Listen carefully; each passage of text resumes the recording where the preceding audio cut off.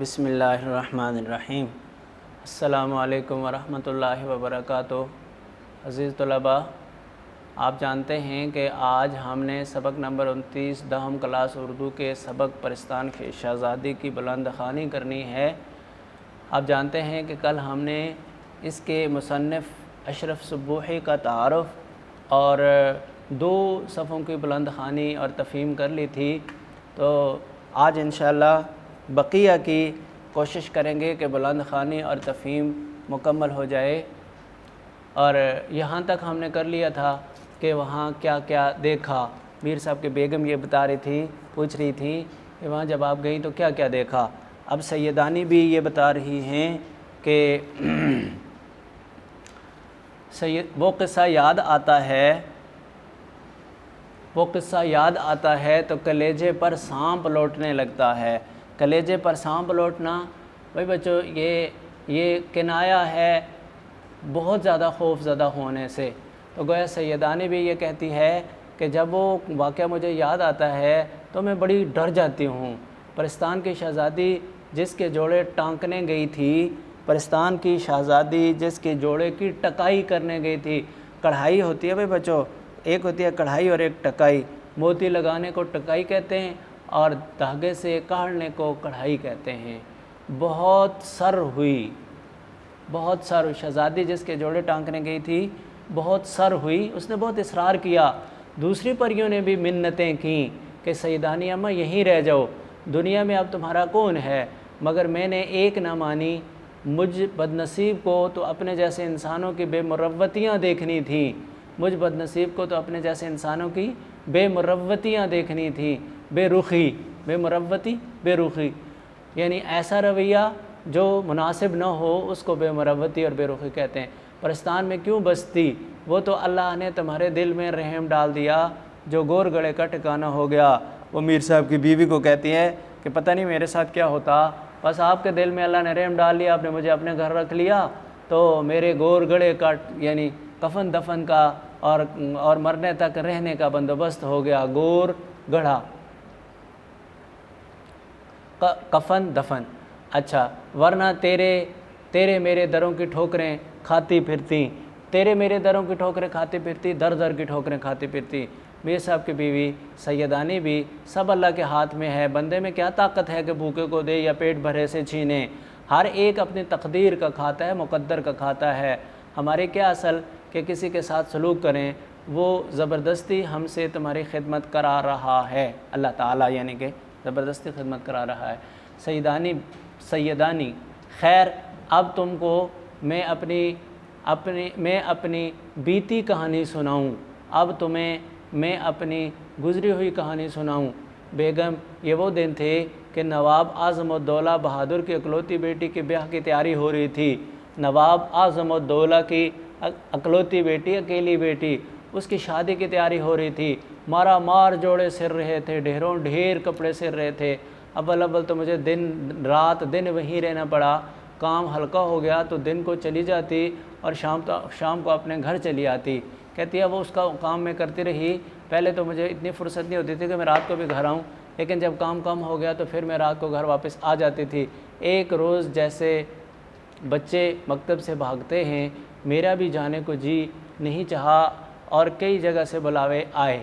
کہتے جیسے ایک دن ایسا ہوا جس طرح بچے اسکول یا مدرسے جانے سے بھاگتے ہیں، ہر وقت یہی کوشش کرتے ہیں کہ کسی طرح نہ جائیں۔ کہتی ہے میرا بھی کام پر جانے کو جی نہیں چاہا اور کئی جگہ سے بلاوے آئے، نہ گئی۔ شاید جمعہ تھا، کتنے ہی دن نہائے کو ہو گئے تھے، خوب نہائی، شام ہو گئی۔ بونٹ پلاؤ مجھے خوب بہاتا ہے، بونٹ پلاؤ مجھے خوب اچھا لگتا ہے۔ بونٹ پلاؤ کہتے کس کے میں بچو؟ چنے ڈال کے چاول پکائے جائیں، چنے کا پلاؤ بنایا جائے تو اسے بونٹ پلاؤ کہتے ہیں۔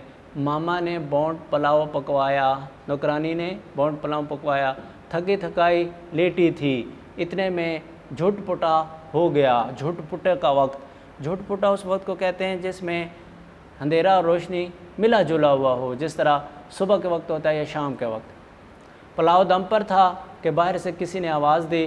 سیدانی بی کو سرکار نے یاد کیا ہے، پینس بھیجی ہے۔ پینس بیٹا یہ سواری تھی اس وقت کی، جیسے آج کل کے سواریوں کے مختلف نام ہیں، اسی طرح اس وقت کی سواریوں کے بھی مختلف نام تھے، اور یہ شاہی سواریاں سمجھی جاتی تھی، ڈولی، پینس وغیرہ۔ جس طرح بیٹھی ہو اسی طرح فوراً چلی آؤ، میں بڑے نخروں سے جایا کرتی تھی، ایسے بے وقت اور اپنے بہاون کی پکوائی، اپنی مرضی کا کھانا، پکوائی ہوئی چیز چھوڑ کر کھڑے ہو جانا میری عادت کے بالکل خلاف تھا، لیکن ہونے والی بات میں نے ذرا انکار نہ کیا، اور جیسی بیٹھی تھی سفید چادر سر پر ڈال کر سوار ہو گئی۔ نواب صاحب کا محل میرے گھر سے کوئی 2 آنے ڈولی تھا۔ 2 آنے ڈولی کا کیا مطلب ہے بچوں؟ یعنی میرے گھر سے اگر کرائے پہ نواب صاحب کے گھر جایا جائے تو 2 آنے کرایہ ہوگا، ڈولی سواری کا نام ہے اس کا۔ نواب صاحب کا محل میرے گھر سے کوئی 2 آنے ڈولی ہوگا، تو اس نے یہی سوچا کہ یہ نواب اعظم الدولہ نے مجھے بلایا ہے۔ قاضی واڑے سے نکلے اور خانم کا بازار آیا، اور پہلے تو مجھے کچھ خیال نہ ہوا، جب بہت دیر ہو گئی اور ہٹو بچوں کی آواز نہ آئی، بازار کے چراغ بھی جھلکتے ہوئے دکھائی نہ دیے، تو پردے کی جھری کھول کر اب جو دیکھتی ہوں تو جنگل سائیں سائیں کر رہا ہے۔ کہتی ہے کہ پہلے تو میں نے سوچا کہ اچھا ابھی پہنچ جائیں گے، لیکن جب کافی دیر ہو گئی اور ہٹو بچوں کی آواز نہ آئی۔ ہٹو بچوں کی آواز کا کیا مطلب ہے بچوں؟ کہ جب کوئی بڑا آدمی آتا ہے تو آواز یہ لگتی ہے کہ ہٹ جاؤ بھائی، راستہ چھوڑ دو، فلاں آ رہا ہے۔ تو کہتی ہے جب میں جاتی تھی تو ان کے ساتھ بھی ایسا ہی ہوتا تھا، لیکن اب ایسا کچھ سنائی نہیں دے رہا، اور بس سمجھ نہیں آتی کہ یہ کیا ہوا، اور بازار میں جو روشنیاں تھیں وہ بھی نہیں دکھائی دے رہی۔ تو کہتی ہے کہ وہ جو ڈولی کا پردہ لگا ہوا تھا نا پینس کا، اس کی جھری کھولی، یعنی اس کو میں نے پیچھے ہٹا کر اب جو دیکھتی ہوں تو جنگل سائیں سائیں کر رہا ہے۔ خاموش جنگل، خاموشی میں بھی بچوں ایک آواز ہوتی ہے۔ جب کہیں مکمل طور پر خاموشی ہو، کوئی آواز نہ ہو، تو اس میں بھی ایک آواز انسان محسوس کرتا ہے، جس کو سائیں سائیں کہتے ہیں۔ اور پینس کو جیسے پہیے لگے ہوئے ہیں، اڑی چلی جا رہی ہے۔ کلیجہ دھک سے ہو گیا، بدن میں سنسنیاں آنے لگیں۔ کلیجہ دھک سے ہو گیا، ڈر گئی، اور بدن میں سنسنیاں آنے لگیں، بدن میں کپ کپی طاری ہو گئی، ہاتھ پاؤں ٹھنڈے پڑ گئے کہ یہ کیا غضب ہوا۔ ہاتھ پاؤں ٹھنڈے پڑنے کا مطلب یہ ہوتا ہے بچوں کہ خوف کی وجہ سے یا کسی وجہ سے بلڈ لو ہو گیا اور ہاتھ پاؤں ٹھنڈے ہو گئے، تو یہ بھی گویا کہ آپ یوں کہہ لو کہ کنایا ہے خوف طاری ہونے سے۔ یہ موئے کہار کہاں لیے جا رہے ہیں؟ کہار وہ سواری کے اٹھانے والے، یہ کہاں لے کر جا رہے ہیں؟ اس جنگل میں کون سی سرکار ہے؟ لیکن مرتا کیا نہ کرتا، دل کڑا کر کے میں نے اپنی آواز نکالی اور پوچھا، دل کڑا کر کے، دل تھام کر، کیونکہ ڈرا ہوا آدمی بول بھی نہیں سکتا، لیکن کہتی ہے میں نے دل تھام کر، بڑی ہمت کر کے میں بولی اور پوچھا، اے کم بختو، منہ سے تو پھوٹو، مجھے کہاں لے جاؤ گے؟ ارے وہ تمہاری کون سی ستیاناسی سرکار ہے جو انہوں نے کہا تھا نا کہ سرکار بلا رہی ہے؟ ہنستے ہوئے کسی نے جواب دیا، سیدانے بھی خفا کیوں ہوتی ہو؟ بادشاہ سلامت نے بلایا ہے، کوئی دم میں محلات دکھائی دیتے ہیں، کوئی دم میں، تھوڑی ہی دیر میں محلات آپ کو دکھائی دیں گے۔ ایسا معلوم ہوا کہ جیسے کوئی پالکی کے پاس بول رہا ہے، وہ جو جواب دینے والا تھا، منہ نکال کر جو دیکھا تو بیگم کیا کہوں، ایک بیچاکی شکل کا آدمی تھا، بیچاکی شکل کا آدمی تھا، ایسا آدمی تھا جس کی شکل اچھی نہیں تھی، بکرے کا سا منہ اور گھوڑے کی سی ٹانگیں، یعنی منہ اس کا دیکھا تو وہ بکرے کی طرح تھا، اور ٹانگیں اس کی دیکھی تو وہ گھوڑے کی طرح تھیں، بکرے کا سا منہ اور گھوڑے کی سی ٹانگیں۔ تو بھائی بچے اسی لیے اس کا نام بھی بکر گدا تھا، بکر گدا، تو اسی وجہ سے کہ اس کا منہ بکرے کی طرح کا تھا اور ٹانگیں اس کی گھوڑے کی طرح تھی۔ کہتی ہے کہ جب گویا وہ اس کی کیفیت بتاتی ہے کہ میں نے جب اسے دیکھا تو ظاہر بات ہے کہ پھر ڈرنا تو تھا ہی۔ اچھا، اور پالکی آپ ہی آپ چلی جاتی ہے، اور یوں لگتا ہے کیونکہ وہ جنات نے اٹھائی ہوئی تھی نا تو وہ تو نظر آتے نہیں، تو کہتی ہے وہ جو میری سواری ہے پالکی، وہ خود ہی چلتی ہوئی مجھے لگ رہی تھی، نہ کہار تھے نہ کہاریاں، نہ اٹھانے والے مرد اور نہ عورتیں۔ اب تو ڈر کے مارے میرا دم گھٹنے لگا، آنکھیں بند کر لیں اور کلمہ پڑھنے لگی، ڈھیر ہو کر رہ گئی۔ بھائی بچوں جب خوف زدہ ہو کر آدمی بالکل ایسے ہو جائے جیسے کوئی مر کے ایسے پڑ گیا، اسے کہتے ہیں ڈھیر ہونا۔ منٹ 2 منٹ کے بعد پھر ہمت کی کہ اول مرنا آخر مرنا، پھر مرنے سے کیا ڈرنا۔ کہتی ہے کہ میں نے کوشش کی کہ مرنا تو ہے ہی، تو مرنے سے کیوں ڈروں، اور للکار کر بولی ارے جوان مرگ تو کون ہے، جن یا بھوت، یعنی وہ جو بکر گدت، وہ جس کی ٹانگیں وہ کہتی ہے گھوڑے کی طرح تھی اور اس کا منہ بکرے کی طرح تھا، اس کو کہا کہ جوان مرگ، یہ ڈانٹ ڈپٹ کے جملوں میں سے ہے۔ معنی تو اس کا یہ ہوتا ہے کہ جوانی میں تجھے موت آئے، لیکن اصل مراد یہ نہیں ہوتی، بلکہ مراد صرف ڈانٹ ہوتی ہے۔ ارے جوان مرگ تو کون ہے، جن یا بھوت، جن ہے یا بھوت ہے، یاد رکھ میں سیدانی ہوں، مجھ کو بتا نہیں تو جل کر راکھ ہو جائے گا، مجھے بتا مجھے کہاں لے کے جا رہے ہو، ورنہ جل جاؤ گے۔ بھلا چاہتا ہے تو مجھے یہیں اتار دے، اگر تو اپنی بہتری چاہتا ہے تو مجھے اتار دو، ورنہ تمہیں نقصان ہوگا۔ اس نے کہا سیدانی بھی گھبراؤ نہیں، ہم اور ہمارا بادشاہ سیدوں کو بہت مانتے ہیں، خاطر جمع رکھو، تسلی رکھو، کوئی تکلیف نہیں ہوگی، ہماری شہزادی کی شادی ہے، کپڑے سی کر چلی آنا، جتنا مانگو گے انعام ملے گا۔ لو دیکھو وہ سامنے ہمارے بادشاہ کا محل ہے۔ بڑی مشکل سے ڈرتے آنکھیں پھاڑ کر دیکھا، ڈرتے ہوئے ہی دیکھا تو واقعی پالکی ایک عالیشان دروازے پر رکھی تھی، روشنی ایسی تھی کہ دن معلوم ہوتا تھا، سوئی گر پڑے تو اٹھا لو، اور مزہ یہ کہ سورج تھا نہ چاند، نہ فانوس کہیں نظر آتے تھے نہ لالٹین۔ کہتی ہے کہ روشنی تھی خوب، اتنی روشنی کہ وہ کہتی ہیں کہ اگر سوئی بھی گر جائے تو بھی اس کو اٹھایا جا سکتا ہے، تلاش کیا جا سکتا ہے۔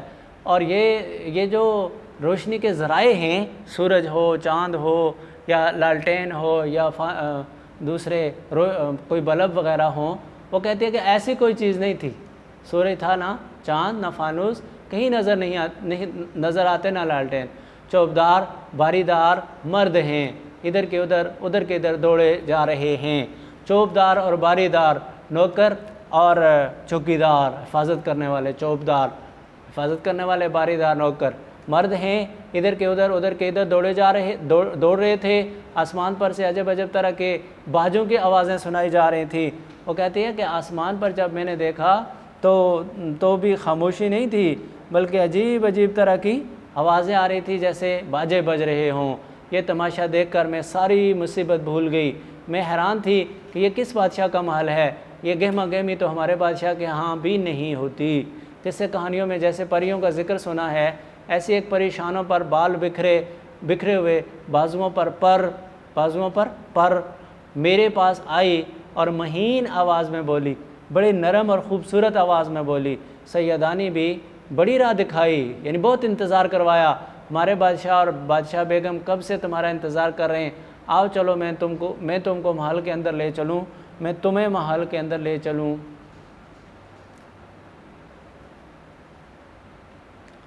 اچھا کہتی ہے میں پالکی سے اتری اور چادر کو اچھی طرح اوڑا، اس پری کے ساتھ ساتھ چلی، کیا کہوں اندر کیا بہار تھی، کیا خوشی کا سامان تھا، ہزاروں پریاں، گورے رنگ، بوٹا سا قد، بوٹا بھائی بچو، یہ ہمارے پنجابی میں بھی بوٹا کس کو کہتے ہیں، درخت کو کہتے ہیں، تو بوٹا سا قد یعنی بڑے قد، درختوں کی طرح، بوٹا کا سا قد، زرق برق کپڑے، چمک دمک والے کپڑے، ہنستی چولے کرتی آلی گالی پھر رہی تھی، ہنستی چولے کرتی مذاق کرتی، آلی گالی پھر رہی تھی، ٹہلتی ہوئی اور لٹکتی مٹکتی پھر رہی تھی، چمن ایسا کہ نہ دیکھا نہ سنا، باغ ایسا کہ کبھی اس کے بارے میں نہ ایسا باغ دیکھا اور نہ کبھی سنا کہ ایسا بھی باغ ہوتا ہے، ہر درخت کا تنا چاندی کا، سونے کی شاخیں، زمرد کے پتے،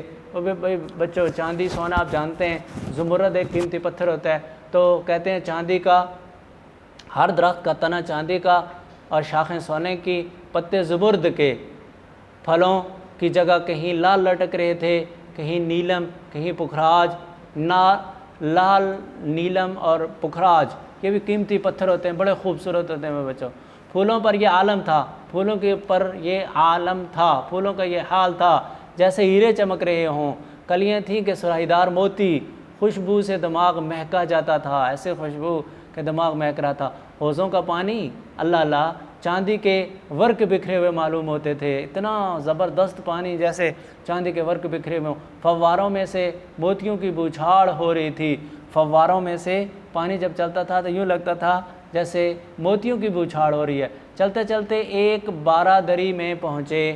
بارہ دری کی سجاوٹ کیا بیان کروں، قلعے کے دربار بھی دیکھے ہیں مگر اس جیسا سما آج تک نظر سے نہیں گزرا۔ بارہ دری اتنی سجی ہوئی تھی، اتنی خوبصورت تھی، کہتے ہیں کہ یہ جو بادشاہی قلعے ہیں ان کے دربار بھی بہت سجتے ہیں مگر یہ جو صورتحال آج تھی یہ کبھی نظر سے نہیں گزری۔ سینکڑوں سرخ، سبز، نیلے، زرد، اودی، سفید کرسیاں بچھی ہوئی تھیں۔ کس کلر کے بے بچوں؟ سرخ، سبز، نیلی، زرد، اودی، مٹیالے رنگ کے اور سفید کرسیاں بچھی ہوئی تھیں، یعنی رنگ برنگ کے بلور کی تھیں۔ بنی کس سے تھیں؟ بلور بھی ایک قیمتی پتھر ہوتا ہے، مختلف رنگوں کے قیمتی پتھر سے بنی ہوئی تھیں یا کسی اور چیز کی، یعنی صحیح تو نہیں مجھے پتہ چلا لیکن بالکل اسی طرح، ایسی شفاف کہ آر پار نگاہ گزر جاتی تھی، ایسی شفاف کہ آر پار نظر گزر جاتی تھی، اور اس پر حسین پریزاد جگمگاتے لباس پہنے بڑے ٹھسے سے بیٹھے ہوئے تھے، بڑی ٹھاٹھ سے بیٹھے ہوئے تھے۔ بیچ میں ایک نمگیرے کے نیچے ایک بڑے یاقوت کے تخت پر جس میں ہیرے اور پنے کی پچی کاری کا کام تھا، بادشاہ اور بادشاہ بیگم عجیب شان سے بیٹھے ہوئے تھے۔ نمگیرے کے نیچے ایک بہت بڑا، یعنی یوں کہہ لو ڈیکوریشن لائٹ کہہ لو، اس کے نیچے ایک بڑے یاقوت کے تخت پر، تخت کس کا بنا ہوا تھا؟ یاقوت کا، اور ہیرے کی اور پنے کی پچکاری کی ہوئی تھی، کلی کی، ہیرے اور کلی کے اوپر کڑھائی کی ہوئی تھی۔ بادشاہ اور بادشاہ بیگم وہاں بیٹھے ہوئے تھے۔ بادشاہ بیگم کے پہلو میں ایک لڑکی جو کوئی 15 برس کی، چہرہ جیسے 14ویں رات کا چاند، زلفیں کھلی ہوئیں۔ اب وہ شہزادی کا ذکر کریں گی جس کی شادی ہو رہی تھی۔ کئی رنگ کے پریوں کے چونکہ پر ہوتے ہیں، کئی رنگ کے پر اور ایسے چمکدار کہ آنکھیں نہیں ٹھہرتی تھیں، سر پر نیم تاج رکھے بیٹھی تھی، اور تینوں کی پوشاکیں ایک رنگ کی ہوں تو بتاؤں گھڑی میں 4 رنگ بدلتی تھیں۔ یعنی کپڑے عام طور پر ایک رنگ کے ہوا کرتے ہیں لیکن کہتی ہیں ان کے کپڑے ایسے تھے جو تھوڑی دیر کے بعد رنگ بدلتے چلے جاتے تھے، تھوڑی دیر کے بعد۔ میں آگے تو بڑھ رہی تھی مگر ہاتھ پاؤں کانپ رہے تھے، ڈر سے نہیں، حیرانی سے کہ یا اللہ یہ کون لوگ ہیں، میں جاگ رہی ہوں یا خواب میں، یہ پرستان کی سیر ہے، اور اگر جاگتے میں کوئی پری یا دیو مجھے یہاں اڑا لایا ہے تو دیکھیے گھر الٹا جانا بھی ہوتا ہے یا نہیں۔ کہتی ہے کہ پہلے تو مجھے یہی نہیں سمجھ آ رہی تھی کہ میں جاگتی ہوئی دیکھ رہی ہوں یا خواب میں پرستان کی سیر کر رہی ہوں، اور اگر مجھے جاگتے میں کوئی دیو یا جن وغیرہ لے آیا ہے تو اب دیکھنا یہ ہے کہ واپس بھی جا سکتی ہوں یا ادھر ہی رہ جاؤں گی۔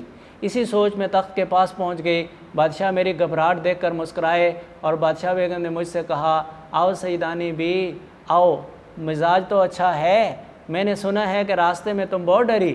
وہ جن نے بتا دیا ہوگا نا، بکر گدے نے۔ تو میں بولی حضور کو دعا دیتی ہوں، اور حضور ڈرنا کیسا، وہ تو اللہ تعالیٰ نے مدد کی، نہیں تو جان نکلنے میں کسر ہی کیا رہ گئی تھی۔ کہتے ہیں کیا آپ ڈرنے کی بات کر رہے ہو؟ ڈرنا کیا، میری تو جان ہی نکل گئی تھی، میں تو مری گئی تھی۔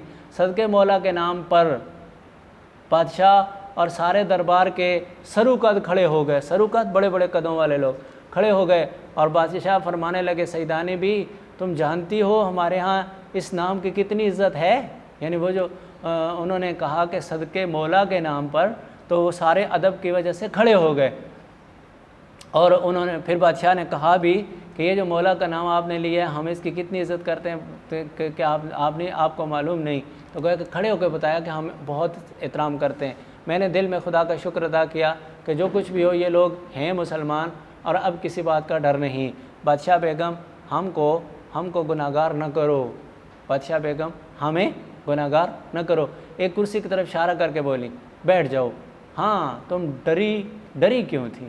میں نے کہا سرکار ڈرنے کی بات کیوں نہ تھی، ایک اکیلی، دوسرا سنسان جنگل، پھر جو میرے ساتھ تھا اس کی صورت ایسی ڈراؤنی کہ میرے اوسان جاتے رہے۔ یہ سن کر شہزادی خوب ہنسی اور بولی اما بیگم بکرگدہ موا بڑا شریر ہے، وہ نام تھا نا اس کا بکرگدہ رکھا ہوا، اور کہتے ہیں وہ بھی بڑا شرارتی ہے، اس نے آپ کو جان بوجھ کے ڈرایا، اس نے کہیں اپنی شکل دکھا دی ہوگی۔ اب میرے پیٹ میں پھر ہول اٹھنے لگے، پیٹ میں پھر ہول اٹھنے لگے، مجھے خوف کے ہول پھر آنے لگے کہ کہیں یہ ساری صورتیں بھی نقلی نہ ہوں۔ جس طرح وہ بکرگدہ اپنی اصلی شکل دکھائی تو اتنی بری تھی، تو ویسے وہ برا نہیں تھا، تو اسی طرح وہ کہتی ہے کہ یہ سارے مجھے جو خوبصورت نظر آ رہے ہیں ان کی شکلیں بھی کہیں اور نہ ہوں، اور بولا بولا کر چاروں طرف دیکھنے لگی، بولا بولا کر بولا ہو کر، یعنی دماغ ایک طرح سے کام نہ کرے تو ایسا شخص جو ادھر ادھر دیکھتا ہے اس کیفیت سے۔ وہ کہتی ہے کہ ادھر ادھر دیکھنے لگی۔ بادشاہ بیگم سمجھ گئیں کہ شہزادی کی باتوں سے سیدانی کے دل میں ہماری صورتوں کی طرف سے کچھ شبہ ہو گیا ہے۔ وہ مسکرا کر بولیں سیدانی بھی ڈرو نہیں، ہماری سب کی شکلیں اصلی ہیں، بلکہ پری زادوں کی ساری ایسی ہی خوبصورت شکلیں ہیں جیسی تم دیکھ رہی ہو۔ میری لڑکی سہیل پری نے جس کا ذکر کیا وہ جن ہے، اور جن البتہ وضع کی شکلوں کے ہوتے ہیں۔ خاطر جمع رکھو تمہارے سامنے کوئی جن یا دیو بری شکل بنا کر نہیں آئے گا۔ اتنے میں خانوں کے خوان اترنے لگے۔ وہی بچوں، یہ خوان جیسے دسترخوان ہے، جیسے خواب ہے، پڑھا تو لکھا تو خواب جاتا ہے، پڑھا خواب جاتا ہے، لکھا دسترخوان ہے، پڑھا دسترخوان جاتا ہے، یہ خوان اسی کا حصہ ہے، تو ہم اسے کیسے پڑھیں گے؟ اتنے میں کھانوں کے خوان اترنے لگے، خاصہ چنا گیا۔ خاصہ اس دسترخوان کو کہتے ہیں بچوں جو خاص طور پر بادشاہ کے لیے ہوتا ہے۔ کھانا کیا تھا؟ اللہ کی قدرت کا کرشمہ، ایک ایک بالشت کے پودے پھلوں پھولوں سے لدے ہوئے سامنے تھے، خوشبو کی لپٹیں آ رہی تھیں، خوشبو کے حلے آ رہے تھے، مگر وہ کھاتی کیا؟ نہ کسی قسم کی روٹی تھی، نہ سالن، نہ پلاؤ تھا، نہ زردہ۔ ہکا بکا ایک ایک کا منہ دیکھ رہی تھی، ہکا بکا حیران ہو کر ایک ایک کا منہ دیکھ رہی تھی کہ یہ مجھے کیا کھلا رہے ہیں۔ بادشاہ بیگم مسکرا کر بولی سیدانی بھی کیا دیکھتی ہو، کھاتی کیوں نہیں؟ یہ پرستان کا کھانا ہے، تم مہمان ہو، ہاتھ بڑھاؤ تو اور بھی کھائیں۔ میں نے کہا سرکار کوئی کھانے کی چیز ہو تو کھاؤں، یہ نگوڑے درخت ہیں، اور ان میں جو پھل پھول لگتے ہیں وہ بھی اللہ ہمارے سچ مچ کے نہیں دکھائی دیتے، پھل پھول جو لگے ہوئے ہیں یوں لگتا ہے جیسے وہ بھی نقلی ہوں، تو میں کیا کھاؤں؟ شہزادی الڑ نے میرے اس کہنے پر ایک فرمائشی کہکا لگایا اور کہنے لگی سیدانی بھی جیسا سنا تھا کہ آدمزاد بڑا بھولا ہوتا ہے، تمہیں ویسا ہی پایا، تم بسم اللہ کر کے کوئی پھل توڑو اور کھاؤ تو جس کھانے کا دل میں خیال کرو گی وہی مزہ آئے گا۔ بیگم یقین مانو ایک زرد جو پھل توڑ کر میں نے منہ میں رکھا، کیا کہوں دلی میں تو کسی نے ایسے ذائقے کا بونٹ پلاؤ کھایا ہی نہیں ہوگا۔ میر صاحب کی بیوی بونٹ پلاؤ جو گھر میں چھوڑ کر گئی تھی وہی پہلے یاد آیا۔ بڑی لڑکی قلعے میں تو آپ پہنچ جایا کرتے تھیں، یعنی اب وہ مکالمے کی ایک شکل بن گئی۔ بیگم نے وہ پوچھا، اور اس کی جو بڑی بیٹی تھی اس نے یہ پوچھا کیا وہاں بھی کبھی ایسے مزے کا پلاؤ نہیں کھایا؟ سیدانی حسینی بادشاہ کے خاص رکابدار کے ہاتھ کے بڑے بڑے تعریفی کھانے 20 مرتبہ کھائے ہوں گے۔ حسینی بادشاہ کے خاص رکابدار، خاص باورچی، مگر بیوی وہ بو باس، وہ خوشبو اور وہ مزہ، وہ آب و نمک ہی کچھ اور تھا۔ وہ آب و نمک، آپ پانی کو کہتے ہیں، نمک کو کہتے ہیں، کچھ اور تھا۔ ہاں تو بہن بس پھر کیا تھا جو کھانے کھائے تھے بالکل جن کا نام ہی سنا تھا ان کا خیال کرتی گئی، اور اللہ تیری شان وہی مزہ آتا گیا۔ اچنبے کی بات تھی، عجیب بات تھی، انوکھی بات تھی، جب ایک پھل توڑتی دوسرا اس کی جگہ فوراً نکل آتا۔ پھولوں اور کلیوں کو جو چکھا تو مٹھائیاں تھیں، ایسی نفیس، ایسی نرم و نازک، ہلکی خوش ذائقہ کہ ہر نوالے میں روح تازہ ہوتی چلی گئی۔ پیاس معلوم ہوتی تو پانی کے خیال میں آتے ہی یاقوت کا گلاس خود بخود آ کر منہ سے لگ گیا۔ یاقوت کا گلاس اور ایسا حباب کا کہ باہر سے پانی جھم جھم نظر کرتا دکھائی دے رہا تھا۔ گلاس تو تھا یاقوت کا، لیکن تھا ایسا حباب بلبلے کو کہتے ہیں، یعنی بلبلے کی طرح شفاف تھا کہ پانی جھم جھم کرتا چمکتا ہوا دکھائی دے رہا تھا۔ ڈر کے مارے میں نے زور سے ہونٹ بھی نہیں بھینچے، زور سے ہونٹ نہیں دبائے کہ کہیں کنارہ ٹوٹ کر منہ میں نہ چبھ جائے، یعنی اتنا وہ نرم و نازک تھا کہ میں نے اپنے ہونٹ نہیں دبائے کہ کہیں ایسا نہ ہو کہ وہ گلاس ہونٹ دبانے سے ٹوٹ جائے اور میرے ہونٹوں میں چبھ جائے۔ اللہ اللہ، پانی کو نہ پوچھو، میٹھا ایسا معطر ایسا معطر ایسا سفید پانی تو نہیں ہوتا، معطر خوشبودار سفید، نہ جانے کیا چیز تھی۔ سب کے بعد میں نے سوچا کہ پتوں کو بھی دیکھنا چاہیے، ساتھ ہی پان کا بھی خیال آیا۔ میں پان آج بھی بہت کم کھاتی ہوں، لیکن کھانا کھا کر 2 وقت ضرور کھانے کی عادت ہے۔ اب جو پتا توڑتی ہوں تو پان کی خوشبو منہ میں جو رکھا تو یہ معلوم ہوا کہ عطردان میں رکھی ہوئی گلوری کلے میں آ گئی۔ ہاں، عطردان میں رکھی ہوئی گلوری کلے میں آ گئی، یعنی وہ عطردان میں جو خوشبو رکھی ہوتی ہے وہ اس کے اوپر آ گئی۔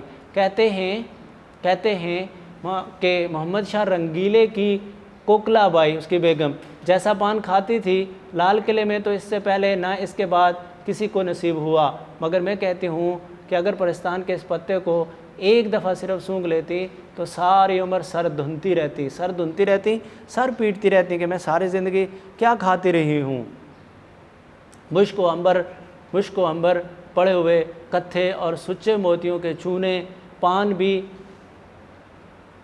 اس کے آگے بے حقیقت تھے، یعنی ایسے پان جس میں مشک اور عنبر لگا ہوا ہو، اس کا کتھا بنا ہوا اور سچے موتی ڈلے ہوئے ہوں، کس کی جگہ؟ سپاری کی جگہ پہ، تو وہ پان بھی اس کے آگے بے حقیقت ہے۔ جب سانس لیتی تھی تو نئی سے نئی خوشبو لپٹیں آتی تھیں، خوشبو کی لپٹیں آتی تھیں، خوشبو کے حلے آتے تھے۔ اب بہن بادشاہ بیگم نے، جن کا نام زمرد پری تھا، توشہ خانے والیوں کو حکم دیا کہ شہزادی کے کپڑے لاؤ۔ بس بھائی بچو، اب اس کے آگے چونکہ ذرا ایک اور نوعیت کی بات کی جا رہی ہے، یہ پہلے کھانے کی باتیں ہو رہی تھیں تو یہاں تک ہماری بلند خوانی اور تفہیم، بس اس کے بعد انشاءاللہ آئندہ ہم اس کی پہلے بلند خوانی مکمل کریں گے اور پھر اس کے بعد اس کے خلاصے کا تذکرہ کریں گے۔ تو بچوں، آپ نے جتنی بلند خوانی کی ہے اس کو ایک تو خوب غور سے اور بار بار پڑھنا ہے، اور دوسرا اس کے الفاظ معنی آپ نے خوب اچھی طرح سمجھنے ہیں۔ اس سے آپ جب خلاصہ کریں گے اور جب اشعار کی تشریح کریں گے اور جب مشقی سوالات کے جوابات دیں گے تو انشاءاللہ جتنی محنت کی ہوگی اتنے بہتر انداز میں یہ تینوں چیزیں ہو جائیں گی۔ اللہ آپ کا حامی و ناصر ہو۔ والسلام علیکم ورحمۃ اللہ وبرکاتہ۔